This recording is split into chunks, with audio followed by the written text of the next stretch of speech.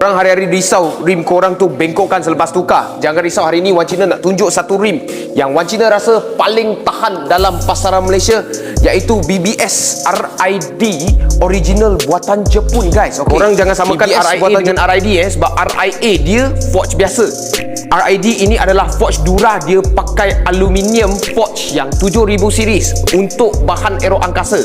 Bahan aero angkasa kita tengoklah dekat kapal terbang ke jet ke, ini memang kualiti yang paling ringan dengan paling tahan berbanding forge lain. Okey, forge lain memang dah ringan nak tahan, tapi ini lebih ringan dan lebih tahan daripada diorang. Sebab apa?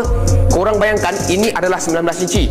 Kalau banding dengan 18 inci T37, 18 inci T37 8 kilo lebih. Ini bawah dari 8 kilo, 7.8 kilo saja. So di tangan macam ini adalah spek untuk kereta FL5 ataupun FK8 19 kali 9.5 offset 45, PCD 5 kali 120. Memang sangat-sangat cun untuk kereta korang. Boleh lepas kaliper, memang original Dura, sangat bagus, sangat menaikkan prestasi ataupun performance kereta korang.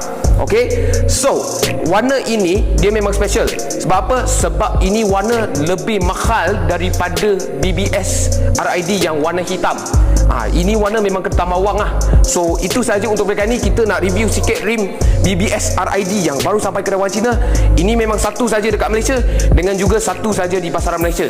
Okay, so kalau korang suka video kali ni, tolong like, share dan komen dekat bawah apa yang korang nak tengok seterusnya. Macam biasa, cari dream, cari Wan Cina. Thank you guys.